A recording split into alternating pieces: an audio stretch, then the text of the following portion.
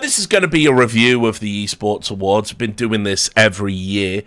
Just a little bit, there I am, in fact, just a little bit of sort of general housekeeping for the context of when this goes to YouTube, and obviously for the people watching live. I was on the panel in 2016. One of the things I've always been criticised for by my many detractors, which are out of the woodwork again today, because there's someone posted a clip to say, yeah, Richard Lewis is an asshole, but this is his stance on trans people, and they sort of took a clip out of my Dave Chappelle Closer review. So he's not bigoted that way. It was basically like, oh, cool, thanks for that. So I am today what the kids call based, but obviously I'm sure there'll be many other opinions that people will, and many other clips that'll circulate that make me not based. So whatever. I mean, still think the DNC is a provably corrupt political party, so, for one. But anyway, one of the things that people like that always like to sort of throw at me is that I only won the awards I won because I was on the panel, and there was some sort of obligation when the awards got started to help all of the people that endorsed the awards, because indeed I won Journalist of the Year in 2016 during the inaugural awards. Now, I'll add, I do think I did some pretty good work in 2016. I think 2016 was the Phantom Lord year, for example, among many other stories. I was very entrenched in covering the gambling websites phenomenon, which, was pretty big. And so, I think I deserve to win it. But a lot of people have always said, Richard, you only won the awards because you were on the panel. And obviously now that I'm a 3-time winner, people are like, listen, you're in with the right people, blah, blah, blah. Now, just to be clear, the way that the awards work is the general public get a vote, and then the panelists get a vote. And so all of the general public, I think for all of the awards, it might be different for Streamer of the Year, but they get essentially one vote. So when you're voting for one part of, everyone else. So it's generally the panel of experts that lead these things, not the public. Nobody gets a popularity vote. And I don't vote on any awards. I'm very particular about recusal. I don't vote or even speak on any award I am nominated for, even tangentially. Like, for example, when I was working at Deserter, which I was for a large part of the awards, I didn't provide any feedback whatsoever on the coverage site of the year award. That wasn't any, I would literally sit out those meetings. So, I've always tried to be as good and as professional as I can. But anyway, where this weird preamble is leading to is I'm no longer on the panel. I notified them prior to the awards that I was going to leave for a variety of reasons. The two most important ones are there seems to be a activation with Live Golf, which is obviously the PIF, the Saudi Arabian PIF, owned golf entity, so I don't want to be adjacent to that. And the other reason, and the primary reason, was that when we were putting together our Lifetime Achievement Awards list, ultimately there was a person put forward that I don't think should be anywhere near a Lifetime Achievement Award yet, particularly in light of the people who haven't got them, and that was Mark Merrill. Mark Merrill obviously has made a contribution to esports. I just don't think there's a compelling argument to give him a Lifetime Achievement Award just yet. Like, and we'll talk about this at length in a moment, but, for instance, if we are going to give Lifetime Achievement Awards in an esports context to people that make games that go on to be popular esports, there's like people at Activision Blizzard that are way ahead of Mark Merrill. I think like Mike Morhaime, for example, might be someone you might want to think about for a Lifetime Achievement Award in esports, who happens to be a, games developer and that kind of thing. So, giving him one when he only entered the space in 2009 seems to be really short-sighted when we've got people from 1999 even that haven't gone in yet. And so I made these points to the panel and thought that would be the end of it. But there was this, and I don't know the mechanics via which it happened, but there seemed to be some pushback where it was like, Mark has to get the award. This is like the debates are relevant, essentially. And so, if a Lifetime Achievement Award becomes that, certain people have to be in, irrespective of merit, irrespective of panel arguments to the contrary, then the award ultimately is meaningless, and it makes me very sad. Because it's probably my proudest achievement was getting a Lifetime Achievement Award in esports. Actually, it's pretty much, kind of makes me sad now to see it essentially brought low by knowing that as we move forward, people who don't deserve to be in there are going to be put in there for what I assume are industry or political reasons. And yeah, that sucks. I want to show you, for example, just how. The Lifetime Achievement Awards have been righteous, I think. I think everyone who's in there absolutely deserves it. You can see the people here. This is the first ballot Hall of Famer. Now, I'll, irrespective of personal relationships, I'll always call it like it is, and everybody there deserves to be in. Yeah, me and Ralph have had a weird adversarial relationship, essentially. Is ESL one of the biggest things in the esports space? Yes. Would esports be, light years back from where it is now without his contribution and belief? Yes. Has he done, bad things as well to keep ESL alive? Yes. But ultimately, ESL is such a linchpin to esports, it makes sense. Scott doesn't talk to me anymore. Can't dispute his contribution to esports, E.g., Gottfrag. Believe he had part of MLG as well. Obviously, now has his own production studio, been the Players Union. I mean, what more do you have to do? It's pretty stellar contribution. Same with Sundance, we think about everything MLG achieved. He's the brainchild behind that. Hex, Optic, really the first kind of YouTube influencer. Marcus, obviously legendary broadcaster. The first balloters were insane. And then when the second ballot came, I was in there, and I'm amazed. I wouldn't have put myself a second ballot at all. I mean, I definitely think I'm probably one of the wrong picks, actually. I think there's people who should have been in before me for sure. But, it was kind of funny, actually, for this one, because when Daigo got in, Daigo asked specifically for me to write and read his induction speech. He asked, I don't know why, I've never understood it, but he asked specifically for me to do it. So I did, even though I was being inducted alongside him. So that was kind of crazy. But again, you look at those names and everybody deserves to be in there. You can't make an argument to the contrary.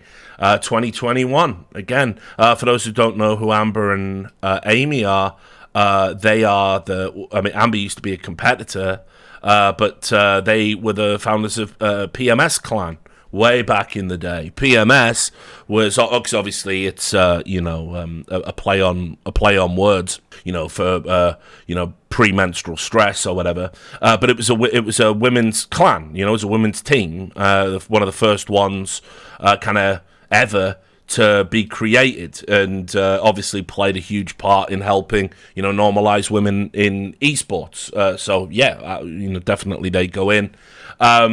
And you know all the other names. They're all world champions. I mean, people probably only know Carmack from what he did with ESL and the Intel Extreme Masters, but obviously used to be an editor, used to edit SK Gaming's website, was a journalist of the year, back in the day, wrote a load of articles, did move the dial for esports journalism, and obviously the Intel Extreme Masters, the Intel sponsorship is one of the biggest deals in esports. It's one of the biggest sponsors we've ever had across the board, and without it, particularly CS would have suffered immensely. He's the guy who sort of curates that. Adam Apicella, of course, as well.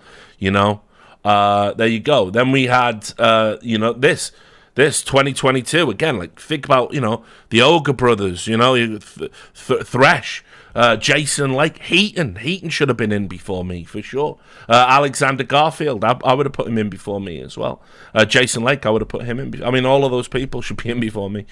Morgan Ramin as well, for those who don't know who Morgan is. And listen, you know how I feel about any key. I think they're largely a performative, hypocritical organisation, and anything that forces you to sort of take a pledge is kind of a bit cringe and pathetic. But she's done a ton of work down the years. She was one of the founders of Frag Dolls. You know, again, hugely important for women in the space.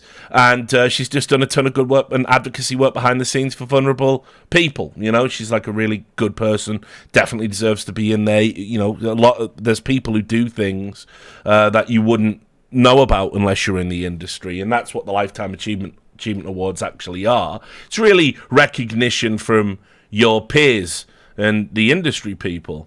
So anyway, we get to 2023, and again, you know, I'm seeing names that I go, yeah, you cannot dispute these names.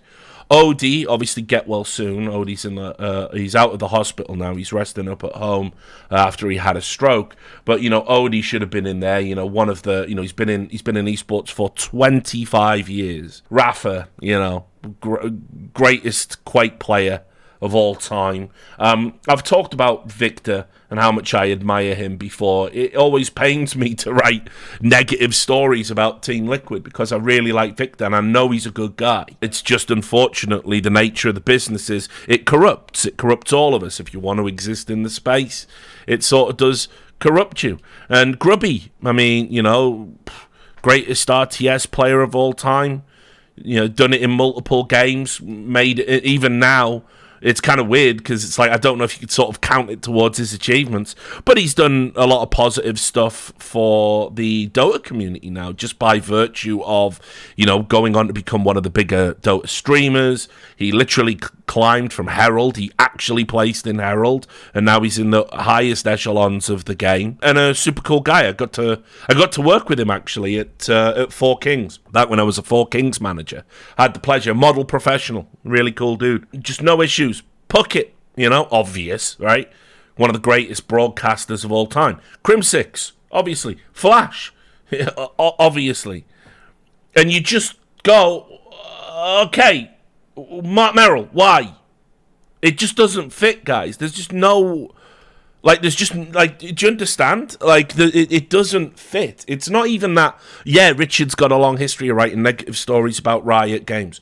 Yes, I have called out Mark Merrill specifically for a variety of things. Forget that. Forget the fact that he got caught boosting his own account, something he punishes people for. Forget the fact that when he got caught doing that, he made a joke out of it and said he would donate 10k to charity, then donated the 10k to a charity he sits on the board of.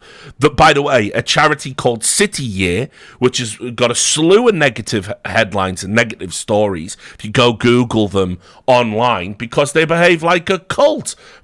What's that? A group of people wearing red t-shirts behaving like a cult, not just doing what they're supposed to be doing on the surface, but doing a bunch of other weird shit beneath it. It's totally crazy, isn't it? But, like, let's put all that aside. Let's put aside Love Me Some Reggie. Let's put aside You're Welcome for having a career in the game I made. You know, forget that. Forget just the fact that he's an arrogant, conceited piece of shit. Let's just put all that to one side, right? And what we've done, or what the Esports Awards have done, I can say now that I'm no longer on the panel, is...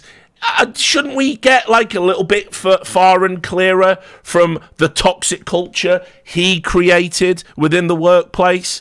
You know, before we start giving him awards and pats on the back and letting him get up and have a microphone and lionize himself. Do you not think like that maybe we should get all those women paid out first, you know? Do you not think we should make sure all of the lawsuits are done and dusted with? Do you not think we should wait until all of the rulings have been handed down? Because I don't think people realise, like, at the end of the day, when you're the CEO of a company, it's really weird. We don't do this in esports, but in the rest of the world, the reason the CEO makes all the money is that the CEO is the lightning rod. And indeed, when things start to tumble out of the woodwork, when all the skeletons come out of the closet, the CEO is blamed for fostering that culture. You know why? Because it does. It comes from the top. You know, Steve Jobs, isn't remembered particularly fondly, is he? Why's that? Oh, he was a cunt. Oh, okay. Yeah, we all love our iPhones. But he was a cunt, and he gets the blame for the toxic culture that he fostered for all of the crunch. We come to esports, really weird. We let CEOs get away with it all the time. We let, people like Nicola Point Jameson just walk away from the industry. Riot aren't even going to sanction her, it doesn't look like now. They're never going to finish that Danny investigation because it would require them to leave a permanent record, a stain against her name, and they don't want to do it. So she just gets to walk into another industry, and while she's in that industry, again, propped up by the same VC clowns that did so in esports, she is going to talk about esports as if esports was the problem, not the things she did. And she's going to get away with that, guys. And the only record of criticism of her you're going to find on the internet is me and Thorin and Monte Cristo. You're not going to find any other fucking credible journalists, because no, I don't count Arse Goyle or whatever his fucking name is rewriting my article and telling you this is the real story. Right, and I don't count that. She's just going to walk away, and that's that. Done, right? So let's talk about Mark Merrill. I mean, did we or did we not say we cared about women in esports? Did we or did we not say it was bad that Riot created this toxic culture for women to work in, that it was bad that women were being sexually harassed, that it was bad that women were being paid less money for the same job and being passed over for promotions? Didn't we say it was bad that women were being objectified? Didn't we say it was bad that there was this weird blokish culture within not just Riot Games but Activision Blizzard? We said this, yeah? So, I don't know. Who do we blame for that? Do we blame the CEO? No, we don't. No, apparently not. So, it's really interesting because I know for a fact the Esports Awards have definitely passed over awards based on optics or based on, it's wrong to recognize someone or some company at this time because of negative headlines. And let's be clear, every games development company is a shithole, and that's why they've generated so many negative headlines. It's not just Riot by any means. In fact, as I've made a point of saying, somewhere in the nightmare, Activision Blizzard managed to overtake Riot as the worst company in gaming and esports and just zoom off into the distance, and it's not even close anymore. But irrespective, Mark Merrill has contributed what exactly? He raised money to make a freemium game that went on to become a successful esport, despite their efforts. He ruthlessly fucked over all of the partners that helped make it a successful esport to create his own league, his own empire, which he then ruled tyrannically, by who can be in and who can't, falsely banning players, banning them under false pretenses because they said things at after parties and stuff like this. And so, ultimately, yeah, League of Legends is a pretty big deal. LCS is a pretty big deal within esports. I get it. Maybe one day, maybe 5 years from now, 10 years from now. But when I think about the people we still haven't put in, when I think about the fact Mark Merrill is going in the same year as Odie, someone who literally put 25 years of his life into this business, or Crimsix, one of the GOAT Call of Duty players, or Victor, who built one of the most successful and stable esports organizations that was actually at one point perhaps even more known for its news and community hub. How the fuck do you get to sit there in all seriousness? And he got up at the awards and he made a speech. I'd be too ashamed. I'd be too ashamed. I made a point very clearly, because you've got to call it like it is. When I got my Lifetime Achievement Award, I was blown away. And I even made a point, I believe, in my speech where I said I think there's many fine names that should be in before me. No such humility, of course. So I had a real big problem with this. I had a real big fucking problem with this because it reeks of we needed to get Riot representation here. Also keep in mind, this is the year he's been moved aside by Tencent. He's in some weird ambassadorial role now at Riot Games. So, yeah, just sad. Just really fucking sad, honestly, and a failure of what the award is meant to be about. I could say more, but it'd be unprofessional, so I'm not going to. But this was the straw that broke the camel's back for me. I was just like, listen, I took these awards seriously, particularly because I got one. I want to uphold the integrity of these awards. Mark being there? Nah, not for me. Sorry. Putting Mark Merrill in a Hall of Fame for esports is like putting Harold Shipman in a Hall of Fame for combating NHS waiting lists. It's a fucking disgrace, frankly. We can go to the awards. I'll go through each of the awards like I usually do, and some of these awards are kind of just, like the fact that there is an annual award sort of creates a necessity to essentially award someone something in relatively weak years. Like, for example, I'll just start with this. Esports Game of the Year, Valorant. I wouldn't say from the list of nominees there's any one name there that particularly stands out as having had a particularly great year. We all know the issues with Dota, Fortnite. Remember, they talked a good game. What do they actually even do in esports anymore? PUBG Mobile, there's lots of that been sort of shut down. Call of Duty League, we all know there's issues with that. And then you've got like CSGO, now CS2, didn't have a particularly great year, and League of Legends didn't, Valorant didn't really, but sort of Valorant is the best of the bunch in terms of where it started to where it got to by the time the awards came around. I think Valorant ran some pretty successful events and has carved out, for good or ill, its own season and its own status, and 2024 is really going to be the first full year. So, yeah, and Rocket League as well, yeah. I mean, they just kind of had one big thing and then kind of stopped. So that was a tough one, but I don't hate Valorant winning. Mobile Game of the Year. I mean, Mobile Legends Bang Bang. I mean, listen, I don't fucking know. Like, I ain't got a clue. Finger Legends Bang Bang, whatever.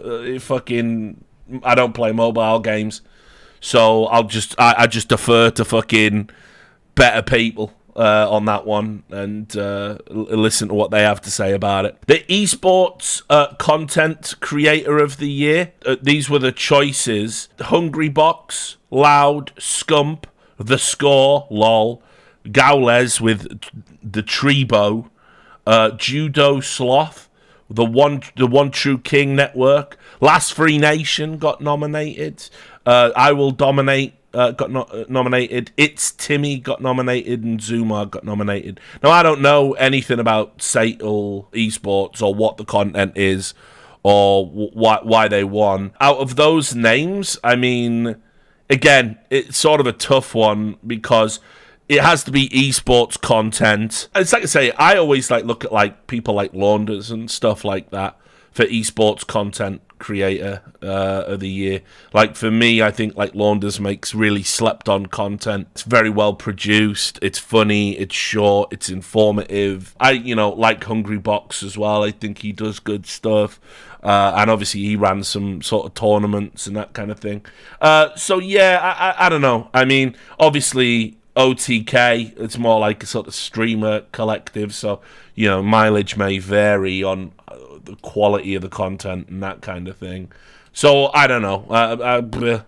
Probably wouldn't have been my pick, but Cosplay of the Year, as I've always said, I always abstain from the cosplay award. I don't know enough about cosplay, and I never will. And listen, I've also said my views on this award are, I always get worried about judging cosplay because we all know a creepy element can get in there into cosplay. There's just weirdos out there, and that's just how it is. The sort of, but I also understand, a lot of effort goes into these costumes essentially, and so when I look at it, I try and look at the actual costume itself, not the person, if you sort of get what I mean. And that sounds like, yeah, you're meant to be doing that anyway. But what I mean is, if you come on and you just body painted, and if you build a fucking fully functioning mech suit, you're getting my vote, is what I'm trying to say. If you just paint yourself blue and say I'm an avatar, you don't. That's how that works. So anyway, the esports content of the year went to the documentary about Faker.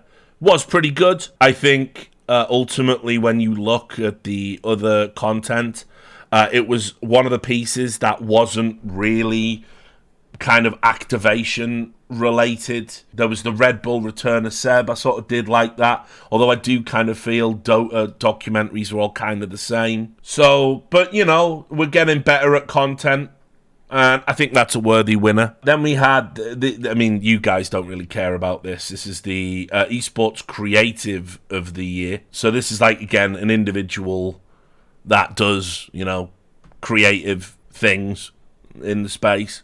So, they're all worthy nominees and worthy winner there.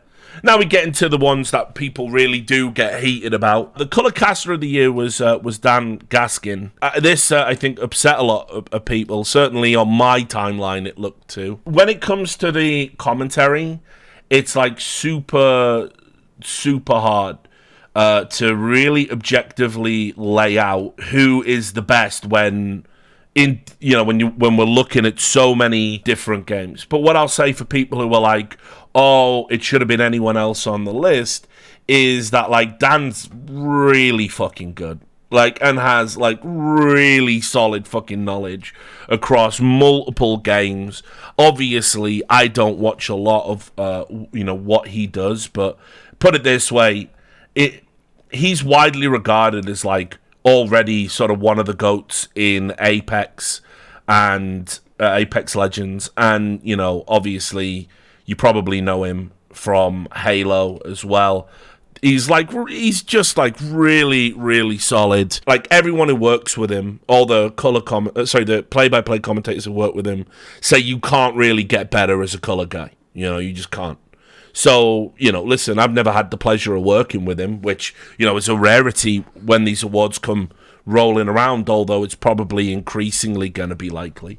But, certainly he's been at the top of his game for a while. And I think did have, you think about the tournaments that have been going, and everything that's been going on in Apex, and we had the big Halo as well. I think he's a worthy winner for sure. The other people on the list, there was like Cadril. Like Sideshow, I think is... he's going to get his flowers eventually. I thought Launders was really in with a chance again. I know it sounds like this is the suck-off Launders show, but it's not. But I think Launders has really improved. I'm inclined these days to maybe lean towards Scrawny and Launders could conceivably be the number one casting duo for me. People are always going to have their favourites. But I think while everyone else has been swapping around and changing pieces and creating new commentary duos, they're the duo that's like really stayed together and up their game. And I think it's been very much out of Mohan's like comfort zone to really be a bit more verbose and talkative, because that's not who he is. I don't think you guys understand that. It's like he's really had to transform himself to be better at his job, and he's done that and experienced a lot of personal growth. Really, I think he's great, and I think the contribution he makes to their particular pairing is stellar. So me, I think I've been huge advocates for Harry and Hugo, but I think probably like last year, I think they had some of the best casts. Well, this year, like end of last year and this year, they had some of the best casts in CS. In terms of like consistency, Scrawny and Loners were pretty fucking good and did nail a lot of the year as well. So it could have been Launders for me. I gotta say, I was kind of indifferent, and I think this sounds personal, but I think Machine and Sponge maybe fell a little bit into the trap of, we're the number one duo now, guys, so we don't have to keep reinventing ourselves and keep adding new things to our bow. I hear a lot of repetition now when they do their casts, and everyone's going to be guilty of that, but it's like, I think once people pick up on your repetitive phrases, it's very hard to break free from them because people are primed to hear them. And when you say them, over and over and over again, and people pick up on it, it's going to be a vector through which you're going to get criticism. But it also kind of points to a little bit of, you're almost like free writing with your brain. That's what you're doing when you're doing the commentary. You're not really in it. You're just kind of going through the motions. And they always, like Machine and Chad will always hit those big parts. They'll always hit those big peaks. But for me, I always thought Sponge would be and is better as an analyst. I think his podcast content is great. He's never shy of giving an opinion. Very talkative, very clever, very passionate. The complete package of what you want from someone in sports talk. But as a colour commentator, he's got to the top of the mountain. He's right up there with all of the greats that have done it. But when you get to the top of the mountain, you can't just say the view's fucking nice. You got to be like, well, what if I fucking stacked up a fucking deck chair and fucking, could I get a little bit higher? What's that one over there? Could I get up there as well? So I was kind of, he could be in or out for me this year. I think Hypoc as well as another commentator who has had like multiple good years and always deserves recognition, and Azale being on there as well. But ultimately, I think Gaskin, I think Dan's like a worthy winner. I think maybe the other way I would have gone would have been Launders. Counter-Strike bias, maybe. Not a problem. This was the one that warmed the cockles of my withered black heart. Uber finally got play-by-play caster of the year. I think he's been nominated every fucking year, I think. And he's had to sit in that chair, looking handsome, in an expensive suit, and watch other dickheads get up there and fucking, yeah, I'm the king of the world. And he's like, right, okay, don't worry, next year. And obviously, it's a real shame because where the opportunities presented itself for Uber, despite him being, a Counter-Strike guy and capable of doing any FPS, he sort of had his opportunity in Overwatch, and by the way, was the man over there. Love the guy. Like, he's just a really solid all-round human being, very talented, very hard worker, and eventually on a long enough time scale, if you keep getting nominated for these things, you will eventually get over the line. But I gotta say, I think play-by-play is always the award with the biggest proliferation of talent. You think about, like, Miles Ross, previous winner, Captain Flowers, Shogun, you have Scrawny, fucking, obviously, Alex is their Machine, Tasty Steve, just, like, the best FGC commentator conceivably that there's ever been. It's always tough on these awards, and, Lauren, obviously, as well, reigning champ. But I feel... And this always creeps in, and it shouldn't inform whether or not you vote a certain way. But I think, for me at least, I think when people keep getting nominated, you eventually want to just go, yeah, fuck it. It's about time. So yeah, super happy for him. Well deserved. To the people who are in the chat who are asking about where he's going to go next, I would urge you, there's an interview with him over at GG Recon. They've done some really good fucking work lately, by the way. Shout out to Yiska and the boys, where they interview Uber about what life after Overwatch looks like. And the thing is, it's got to be said, he could have opportunities in CS. I'd certainly advocate for him. It's probably a bit too soon for him to come in and get enough gigs under his belt for like a major. That would probably be outrageous, an outrageous claim. But I certainly think there's going to be, now with the tournament circuit opening up, there's going to be tons of opportunities for him. And I'd like to see him pair up with, an old wise pair of hands. Obviously, Henry and Anders are a duo right now. But if for any reason one of them couldn't fulfill a contract to go to an event for whatever reason, it'd be great. I'd love to see him pair up with one of those guys and just see what happens there. But also as well, I think Moses, I think it'd be good. I know he's super happy with his partnership as well. But that's the thing, because we think in partnerships in CS, it's kind of a tough one. But I think Mitch could totally come to CS and knock it out the park, because obviously he's done CS before and he was really fucking good. So certainly, I don't know what he's going to do. Overwatch isn't dead. The game isn't dead, and everyone's jerking off about how Overwatch Esports could even be better without the Overwatch League. Who could have possibly foresaw that? And so, if he is going to stay in Overwatch, I mean, he will be the man, but also because Overwatch is likely to be run by the Saudis, the Savvy Gaming Group, he'll also have like crossover opportunity just by getting to know the people who make the hiring decisions on the various esports properties. And I think eventually they'll fold him in to an esports broadcast. You know, Pro League is a great place for him to go and start because it's a super chill environment. They're always experimenting with who they hire anyway. If I'm ESL, I'm calling him up and saying, do you want to come and do a Pro League season and just throw him in there? You know, they obviously did that with Mac recently as well. So I would certainly just give him a chance because, you know, he will do good work.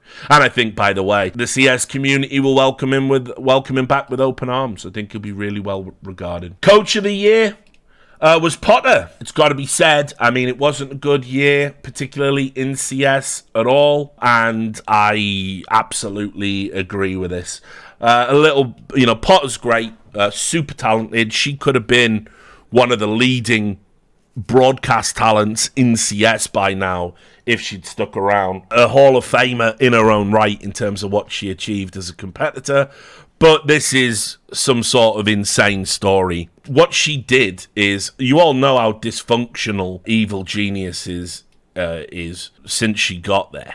And to take a team where she was set up to fail, she was one of the players on the team when it initiated, because as a cynical cost-cutting exercise, EG made it co-ed. They wanted to get some good fucking positive headlines, but without actually committing to the money, you know, to it.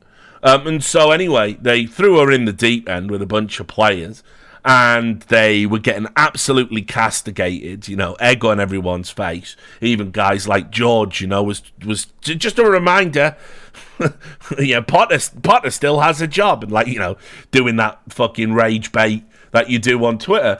And obviously, everyone was against her. And then she goes on to win a world championship with a team that she largely constructed and trained. So I'm, like, super happy that she got this award. I think she definitely deserves it.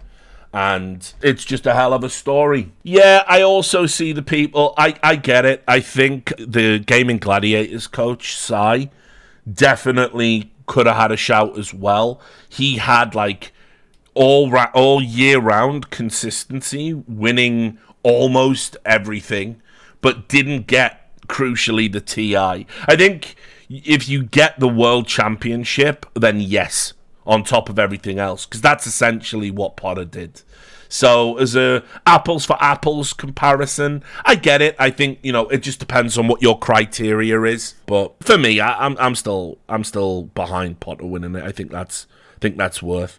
Then for the Esports Host of the Year, this is always the toughest award. You can see Golden Boy, Shocks, Freya, Stax, Wavepunk, Yinsu, Puckett, Shiva, Lottie, Anna, Dash, Zoe. This is always the hardest award. Now, I know people are asking the real questions. Motherfuckers out there forgot about Banks. I get it. Somebody made this, I shouldn't show this, but I don't give a fuck, because it's actually funny. Somebody who will remain nameless, because I don't know if they want me to name them, made this and sent it to me, because obviously people were, you know, what about Banks? What about Banks? So someone made this, and it's winner of the Esports Cosplay of the Year, James Banks as a stage host.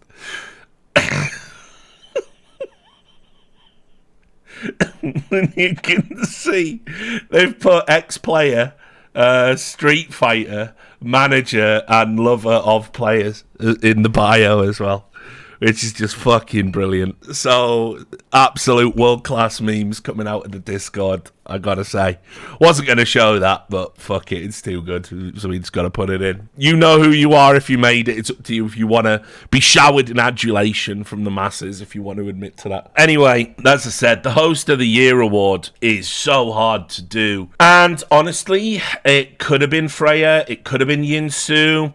You know, it certainly could have been Zoe. I had a real inkling. I thought it was going to be Zoe's year, actually, because I've said it every single time over and over again that she is so good, too good for the Overwatch League, too good for esports, just one of those supremely talented people.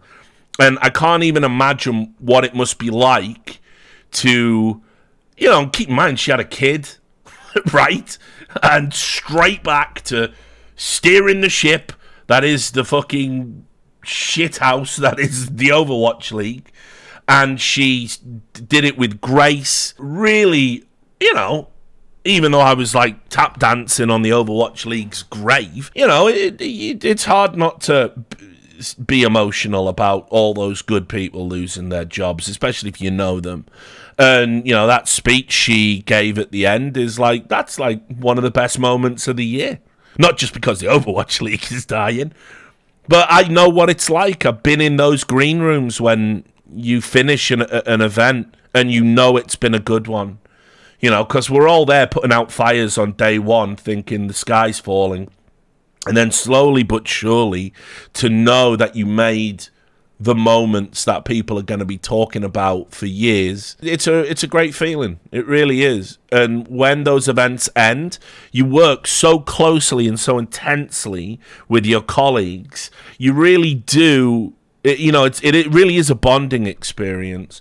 And I totally got it. Like, I remember doing something similar when we did Cluj. And Cluj-Napoca, as everybody knows by now, if you don't know, you can go and watch The Majors and Me, 2 4-hour memoirs about all of the CS majors and what I was doing and behind-the-scenes stories. You can go watch that, right? But after Cluj, I remember pulling everybody onto the stage and lining everybody up, Fiflar and Natu, Red Eye, Scoots, Parla, I think, was there, and all the casters, and we just pulled everybody onto the stage for our sign-off because we knew we'd done something special. We knew that despite being in the back end of Romania and having all these issues, technical issues, and national tragedy that happened while we were there, no access to water.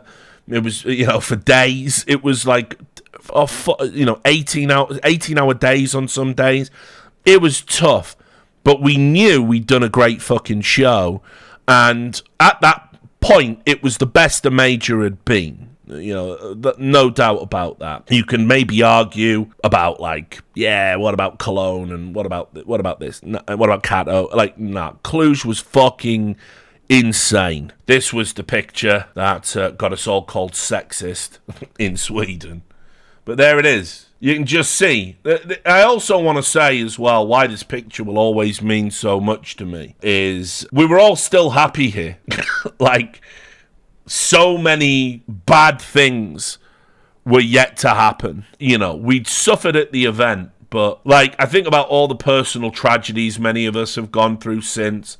I think about all the stuff that's happened in terms of how the job is how the community is what I really mean is kicked the shit out of us all to the point where we're all very different people. And it's very hard to sort of look at a picture like this and not be well, he turned into an arsehole, you know what I mean? And he did this and he did that and he's not there and, fucking, I had more air and, you're looking at all these people, and it's this is just before basically all of our lives went wrong in some way.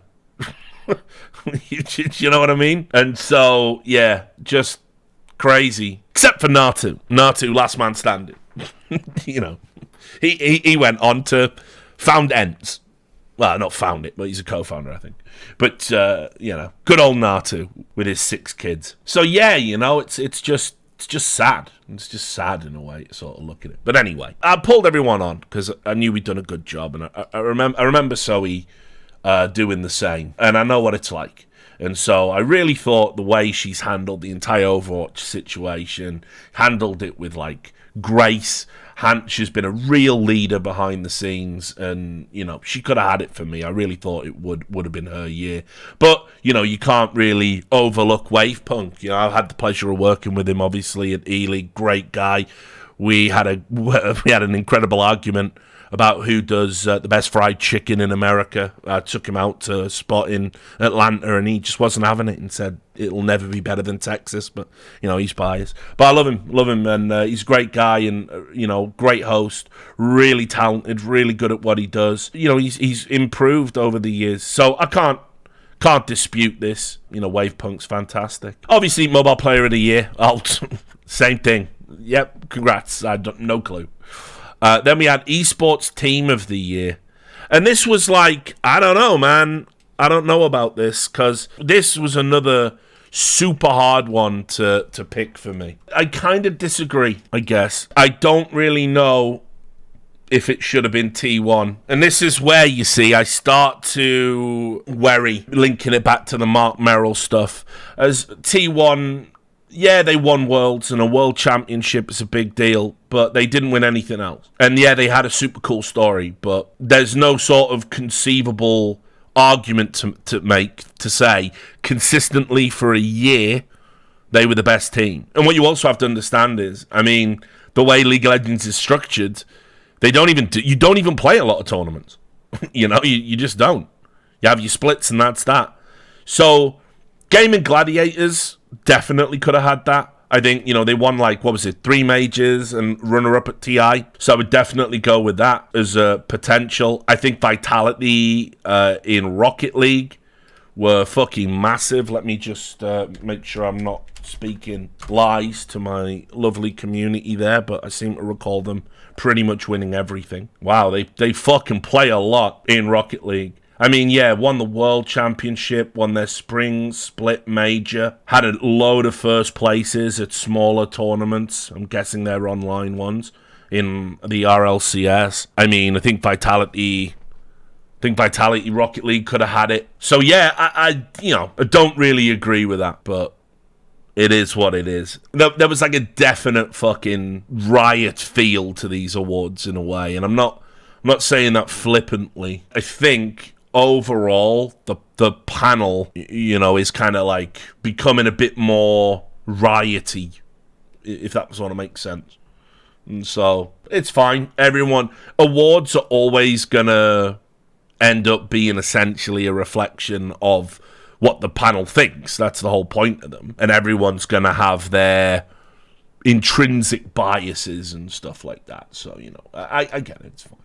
Esports Personality of the Year, Disguised Toast. I always hate these things, man, because I've done a video about it and talked about it, and there's a video again I've done about it called Esports A New Hope, which is about how influencer-owned orgs might break the paradigm of having traditional esports organizations that run on unsustainable VC money or blood money, and that might be a good thing for the industry.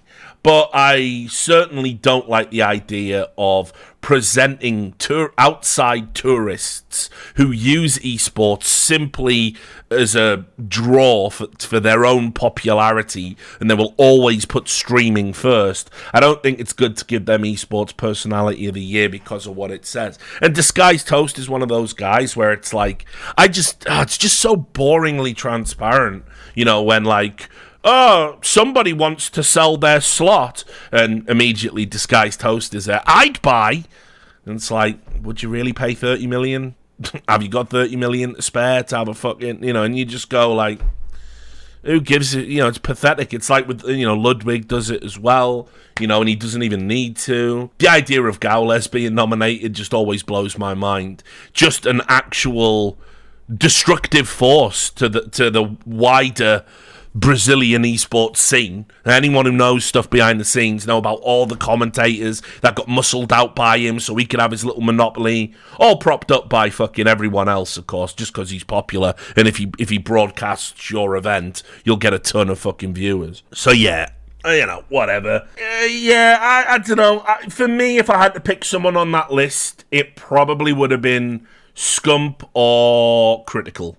I think Hex is always in there, but he's been spread a bit thin this year, I think. So I think Critical, what he did with Moist Esports and the content they made. Yeah, I suppose I'm being biased a little bit because I got issues kind of with them, but Yeah, I think the Carmine Corp guy as well. Yeah, for sure. He's in with a shout. But again, they've done a lot of good for advocacy of esports, and have rounded up the masses. So it's fair. I can definitely fuck with that too, I suppose. But, anyway, back to Critical. What he did with Moist Esports this year, and them taking, they were the one very clear, we're not going to go to Saudi, we're not going to do Gamers 8 and that sort of stuff. I've always kind of liked it. I like what he's doing, and he doesn't make a big deal about what he's doing. He just gets on with his business. That's my esports org. They got good people over there running it. So I can get with that. And, it's a big deal when he comes in. Scump, obviously, he is esports. He's endemic to esports, and he's done loads good stuff. I mean, yeah, he is plugging Saudi at the moment, but who isn't? He's done lots of good stuff this year since retiring, essentially. So I could do it. But I thought this was a bit of a weird one. Controller Player of the Year. You know me, I don't pay much attention to that. But yeah, Hydra, fine, good one. This Esports PC Player of the Year, Faker. Wow. When narrative triumphs over reality, essentially. Because, listen, is it a fucking cool story that Faker wins another world championship out of nowhere since winning his first one? It is a great story. It will cement his reputation as one of the greatest. But he's not even the best player on T1. So, to make him PC Player of the... yes, he was a part of the team that won, but it's just, crazy, really. You look at, the other people on that list. Demon One, Ziwu, Quinn, Chovy, Maru. I know, you can all argue, but the one thing we can all agree on is it isn't Faker. The one thing we can... Everyone will have their own pick, but... the one thing we can all agree is it's just not Faker. This was a strange one when I saw it announced, and I know Thorin was doing his fucking nut about this one. Monty was just laughing about it. But yeah, it's crazy. There's one every year where you go, huh? What? And that was this. But, I suppose, even though it's a silly one, whatever. Fucking... You're always going to get one. Every year. It's not the worst thing that's happened. It's not like Mark Merrill Lifetime Achievement Award levels of bad. But yeah, this was silly, for sure. And yeah, it's Faker. You can't really sing his praises too much, really. It's fine. But, whatever. But yeah, total nonsense. Streamer of the Year, God help us. Increasingly, I just don't know who these people are. It's getting more and more like that. Right, I'm getting old, obviously. But this was I don't know. Rivers GG is she Spanish, I think, and is she Portuguese? I don't know, but I've never ever seen her content. But when I was looking at the panelist submissions, obviously she's massive. She's got this huge fucking following. Never seen this happen to me last time, So I don't know. I don't think Portuguese, because when I looked at her Twitter account, it was in Spanish. But people in the chat saying she's Portuguese, but it was definitely Spanish. So it was kind of Mexico. There you go. Yeah, that makes sense. So obviously never seen her content. But what I do know is she was popular enough to have a fucking bot farm in the Twitch chat. I don't know who made it, put it there. But all that was getting spammed was just Rivers GG heart emoji. So somebody somewhere obviously wanted her to win. Now, I'll just put this out there. Having a bot farm in the chat isn't going to get you the awards. That's not a criteria. But I was just sat there fucking hell. I was watching the VOD. I was like, Jesus Christ. This is the worst it's ever been. There's one every year. Usually for Gaules or Ibai. But this was insane. So, I don't know. But Rivers GG heart emoji. So she won it. I've never seen a piece of her content. Might be good. Glad it wasn't Kai.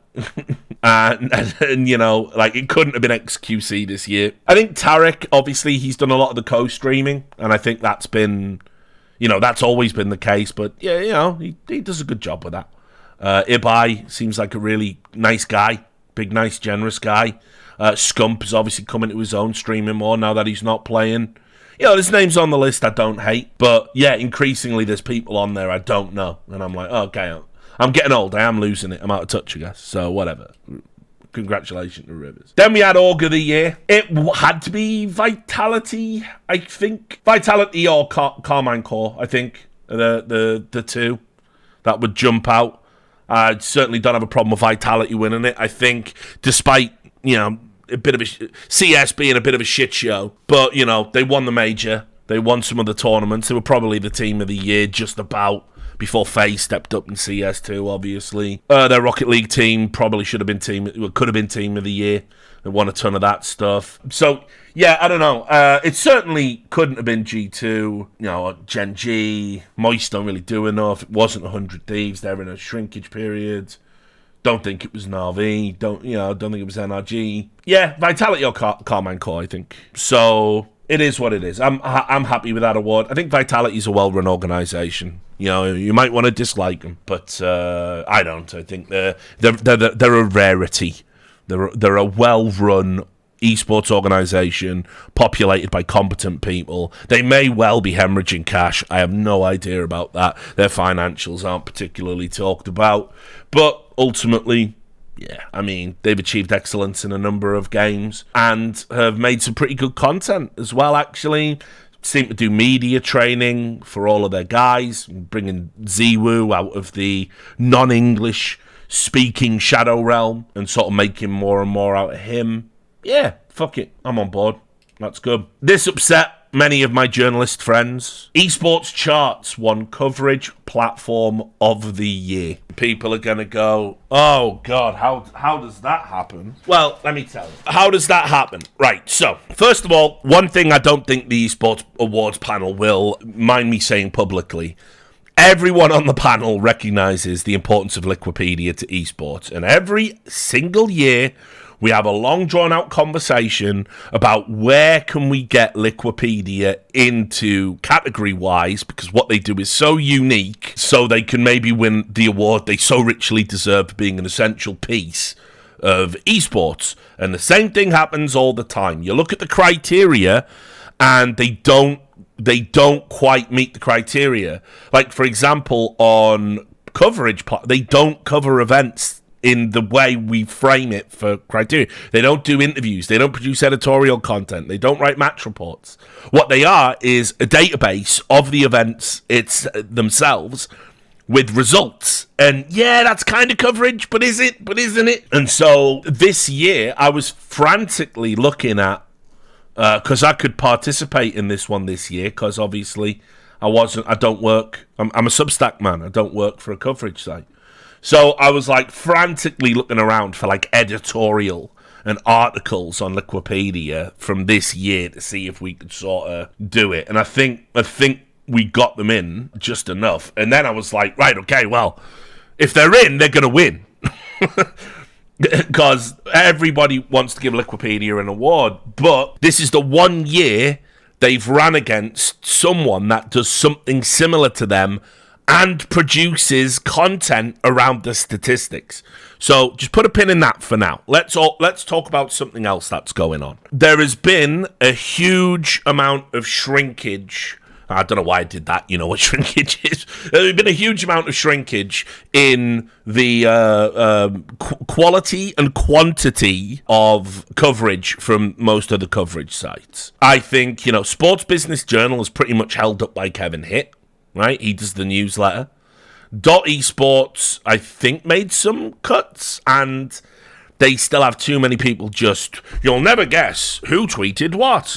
And bruh, HLTV, I think, has, they're plateauing. They're at where they're at. They do one game. They're essential to that game. They have a podcast now. They do video content. They do interviews at events. But ultimately, solid, yet not spectacular. Esports Insider, obviously I've got kind of issues with where they've gone. And Deserto got rid of pretty much all of the esports writers. I was one of them. I'm not there. Lewis Mira's gone. I think a few other people went. I think Ducky went, did he? Anyway, I can't keep up. But anyway, so they're out. And so, okay, Liquipedia win, right? Well, esports charts, and I've said this before, so I'm not just saying it this year they won the award. Everyone is obsessed with viewing numbers in esports. It's very often used as the yardstick of how successful an esport is. It shouldn't be. We should probably get away from that, but it's always going to be important to the industry. Now, what esports charts do really, really well is when an event, first of all, their statistical measurements are comprehensive. If you've got a pro account on esports charts and you look at the events, you get all sorts. You get like the fucking demographic breakdowns, all sorts of stuff, times when it was peak, and, all everything. Really, really good. Better than, like, say, I don't know, Social Blade or whatever. So, ultimately, that knowledge is super important. But then what they do is they will write up, this event achieved this, and this is what it means to the industry. You'll have seen these guys a lot in my coverage of the Overwatch League, and they produced a lot of articles where it would be like, this season of the Overwatch League continues to decline, and this is why, and they explain it, and they show the numbers, and they do year-upon-year comparisons, because obviously they've been going long enough now that they can do that, and it's super useful. As a snapshot of where an esports broadcast or an esports product is, it's really useful. And to get that essentially condensed into 2 pages without you having to do the research yourself has immense value. Now, we're not going to be able to use it on a fucking broadcast in the same way, because we don't talk about those things on a broadcast. Liquipedia, however, is always on every commentator's phone while they're doing the games. They're looking at previous results. They're looking at sometimes even the flow of the tournament they are commentating for. That's how insanely important Liquipedia is. But I would say, from a traditional viewpoint of what we consider coverage, I think esports charts actually, and with everyone else sort of shitting the bed this year and making layoffs and basically, as I said, best will in the world. If you put all of your coverage on one person, that person can only do so much. I think the Esports Advocate could have had a nod here. I was surprised it didn't get in. That's James Fudge's website. They do so much with a small crew. But, I mean, whatever. The bottom line is, like, I don't actually hate this. I bet people thought I was going to come in and fucking say this is dog shit and give reasons why. But I don't. I really value what esports charts do. They've been in a number of my videos. They even offered me a free pro account just for full disclosure, but I turned it down, so I don't accept gifts. I mean, not from people in esports. As a concept, yeah.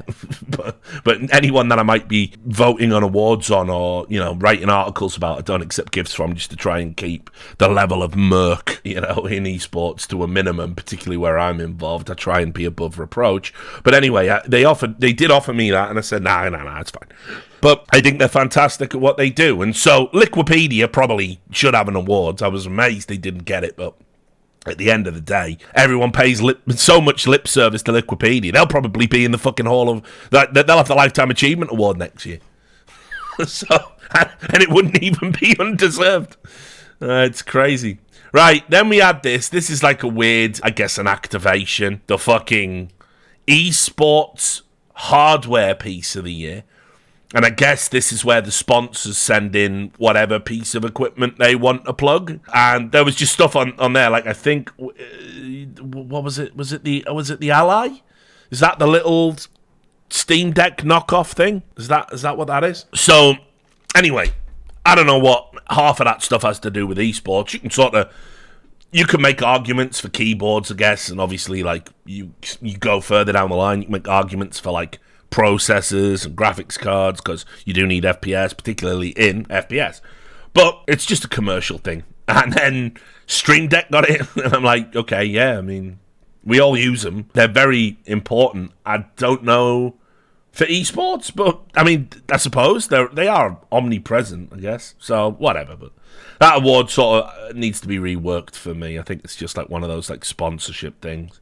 And then we get to it, and everyone's still using that picture where I'm 20 pounds heavier than I am now, and just a fat bald mug with. You can see I Even got a double chin there. So thanks very much, Esports Awards, for using that god-awful picture of me yet again. Smiling, of course. Happier times. The other nominees, Jacob Hale, Alejandro Gomez, Cecilia D'Anastasio, Antonio Justa, Mikhail Klementov, James Fudge, Alexander Lee, Kevin Hitt, Dominic Sacco, and me. I'll just say this. I'm really proud of myself and how I never get sucked into pettiness when I'm casting my votes.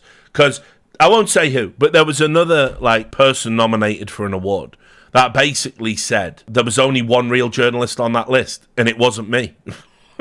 I was like, what? And it just came out of left field. Like, they just said it apropos of nothing. I was like, and I know they read my work, and I'm like, I'm not a real journalist. Like, anyway, and I still voted for them. I was like, well, you're real at what you do, I guess. I was like, that made me sad. It really did. I was hurt when I heard it. I was like, what? But anyway, I'm not even a real journalism. But anyway, I got the award. I think I deserved it. I'm always transparent. It was super important for me to get 3, because no one else even has 2. But obviously someone is going to get 2, because there's hardly any of us left. But as I said, I wouldn't have minded losing to Kevin. Wouldn't have minded losing to James.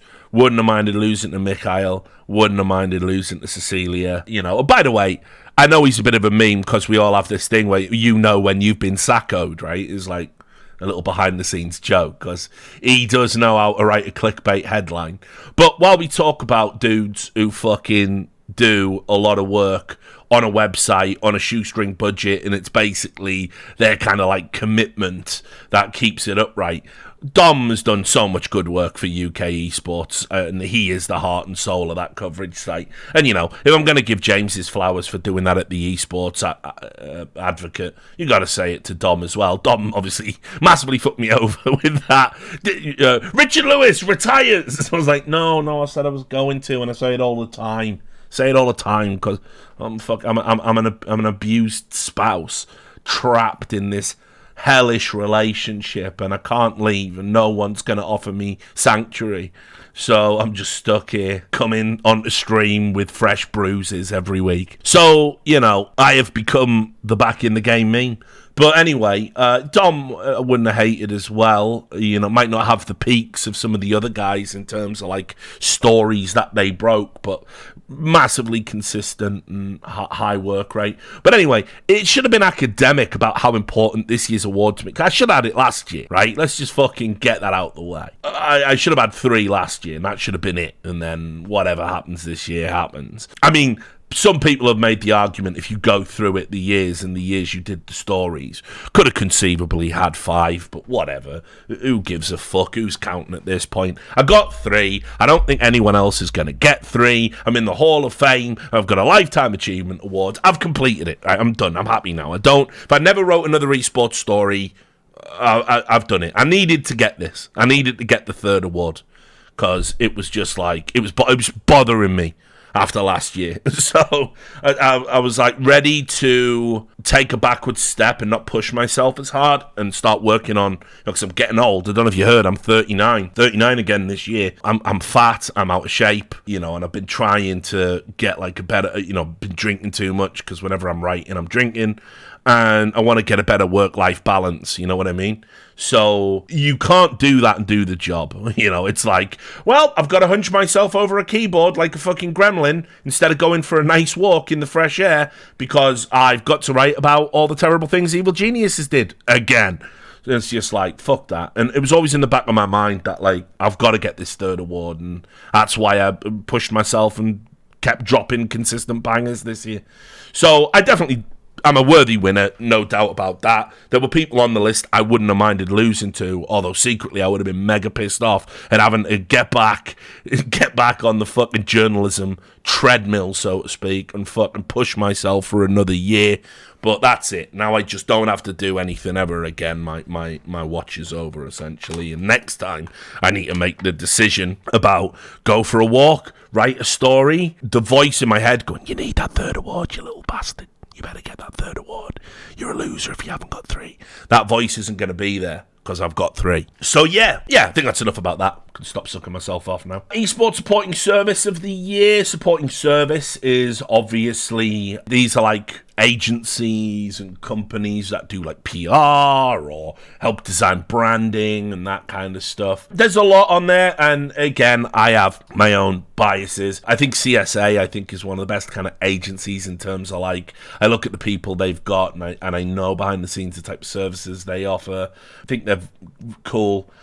Prodigy, I've had my ups and downs with Jerome, and I hear conflicting things, but ultimately, the talent they represent, I know the contracts they've helped negotiate, and they obviously helped a bunch of people get out of Ukraine as well, I believe. So yeah, fair enough. Fuck Grid, got my reasons, but other than that, kind of happy with it. I think Paper Crowns do some really cool shit that not enough people talk about. Esports Engine, the white label producers that got bought by Saudi and then laid everybody off, so fuck you, but whatever. And there we go, Esports Creative Team of the Year, Paper Crowns. They've done some cool shit. Obviously, a lot of the time, it's an org that wins this. It's nice to see kind of third party get it, so fair enough. Breakthrough Player of the Year. This is our reframing of Rookie of the Year. We decided Rookie was such a problematic thing to define because, like, what is a rookie? I think like one time Hobbit got Rookie of the Year, and I think there was a lot of internal discussion about whether or not he was, because ultimately, yeah, it was like his first kind of full season at a senior level, but he had played on other teams, and so so there's always been this like issue, and plus as well, it was like Bit got Rookie of the Year, definitely deserved, but he'd been in an academy team before that, and then you go, well, does that not count? So we were like, fuck it, we can just change the criteria, make it Breakthrough. Who has had a step up in the level of competition and excellence that they've produced in a year? And again, I think if you go through this, Zen, yeah, sure, maybe, but ultimately I feel good about it being Demon 1. I think I described him in an article that I was kind of, that I wrote and I think on numerous videos. He looks to be a generational talent, and maybe the first endemic generational talent that Valorant has really produced. Now, obviously, we've had the best player in the game, TM, multiple times. And spoiler, it's always biased towards Americans, because it's Americans that never shut the fuck up yapping about these things.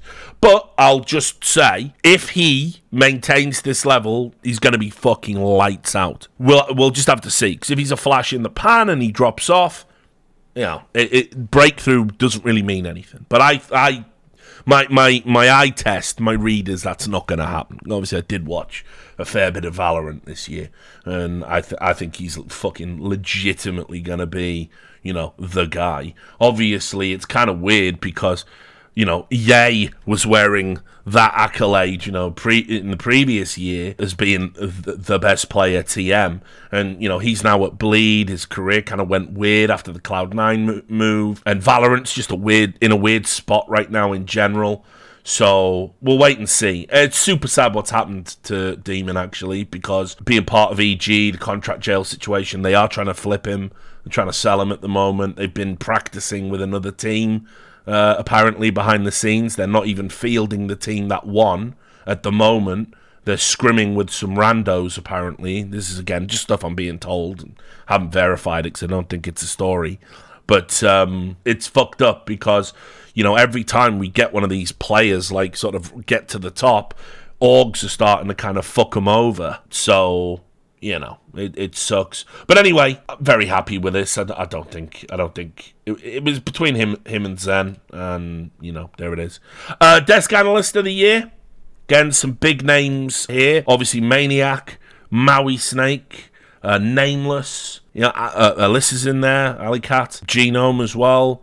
Like, these are all very, very good. But I say this, like, I think Mimi is like definitely one of the future of like the future of this space. Unbelievably smart, like understands all the assets of production, so she knows how a broadcast is constructed. She is very forthright in her opinions, which is always refreshing to hear. She's very well informed. She really never fucking, like, you never want to stop listening to her when she's talking, and just seems to be, she also gets the fucking Zoomer humor, leverages her social media very well. This was a dunker for me. Again, never had the opportunity to work with her, and obviously probably never will. But I love watching her work. I think she's great. So super happy about that. But I mean, listen, I saw people going, "Why was Maui nominated?" I would have loved it if Maui had won this award. I wouldn't, in good conscience, have voted for him. But I would have loved it if Maui had won. That would have been so fucking funny, just to piss off all of the fucking losers on Reddit. The fucking Redditors would have been out in force over that one. HLTV would have been in fucking shambles. And I got really sad for, like, I don't often miss going to esports events, but like Scrawny and Launders and Maui were all in Vegas for the event, and they were like fucking messaging me, and they went to Fremont, where I used to fucking party, all the time when I was living in Vegas. And I got really sad that I wasn't there. I was like, shit, I should have just fucking got on a plane and gone, man. But I didn't. But anyway, they had a great time. And I would have loved it if any of them had taken an award home, because, they've had great years in their own rights. But Maui will have that cultural impact at some point, if he hasn't indeed already, by being the most despised analyst, even ahead of Casad at the moment, who obviously now, when I interviewed him, I asked him if he was going to be doing desks, and he's like, look, Bleed, I'm acting general manager and coach at Bleed. I've got to build a team in a month. So no, I'm going to be super busy, and I will always put Bleed first. So the most hated analyst now is going to be Maui, because you won't have Casad anymore. So there you go. But yeah, just again about Mimi, fantastic. Love her podcasts, love her work. Really glad she won. First of many, many awards for her. Then we get to the last few. I'll start with the player of the year. Like, I don't know, man. I don't even know how they should just drop that award, because no one ever agrees. How do you even look at every single amazing play made in a year across all esports and then pick one, and the one you pick doesn't piss anyone off? It's just let's just scrap that. Like, it's just silly, and it's got to be selected and edited and voted on in this super short time frame. So whatever, fuck it. Commercial partner of the year. I don't know how Gucci got it. I'll be honest. I mean, for me, when I'm voting on these awards, what I'm always thinking about is, like, how much do you contribute to the esports year in totality, and what would it look like if you were gone? And so, I mean, this is like sort of a one-off commercial thing that they did, and Chipotle was also like heavily favored, heavily touted because of what they did at fucking Evo, and ultimately they just gave out burrito bowls to people.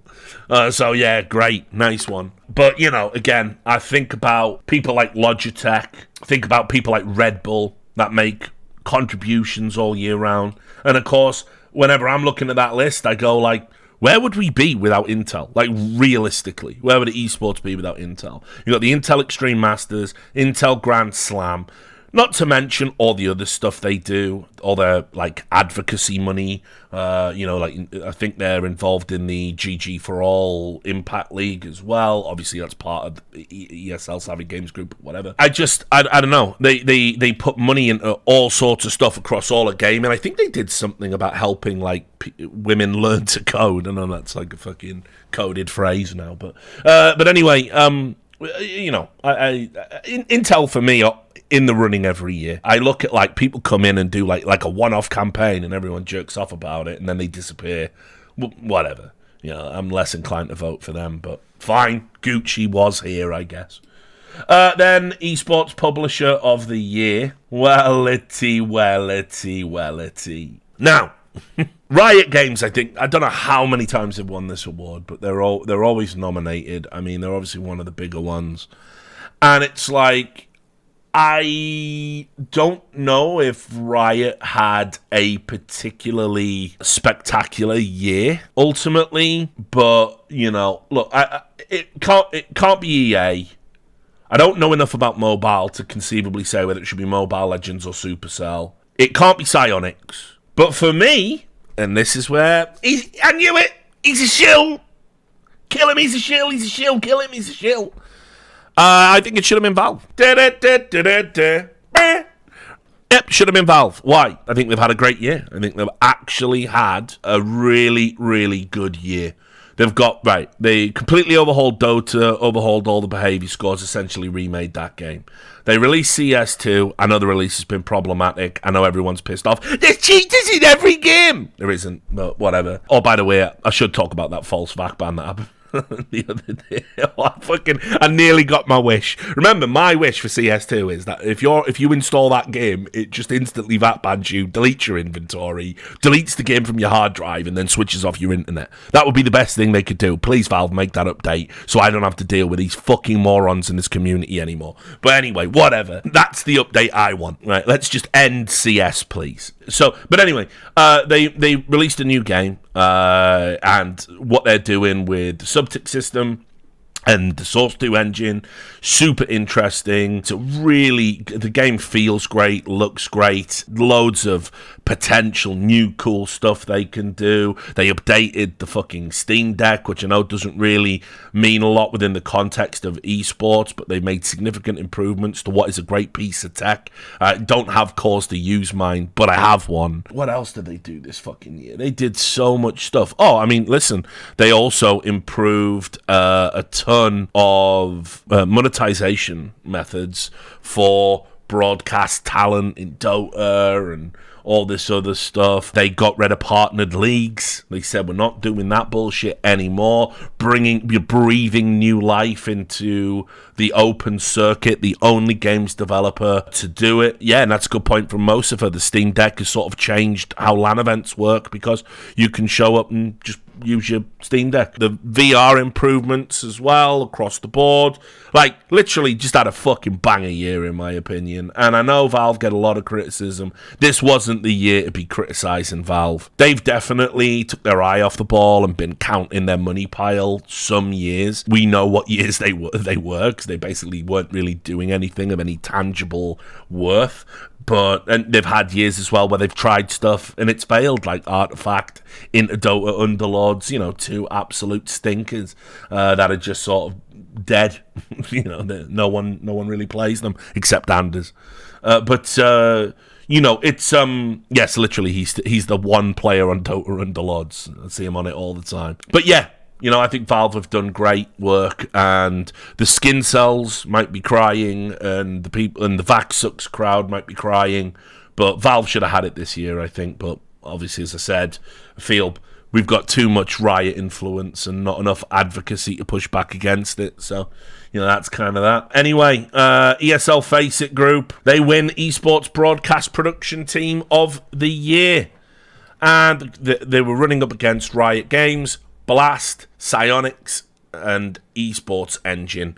And ultimately, Esports Engine did do some good work, some good events. They produced the Call of Duty events and stuff, among others, obviously. Blast have definitely let their standards slip, in my opinion. Although I gotta say, I watched their fall finals recently, and I know it's out of the purview of the time frame for these awards, but I watched their fall finals, and fall finals were fucking great. Like, legitimately really smooth. Probably better than the major they ran. Was actually really good. But anyway, Psyonix, meh, whatever. I think they only did the Rocket League World Cup or whatever. And so when you consider ESL Faceit, yeah, they churn out bland slop, but they do so much of it in so many countries for so many games.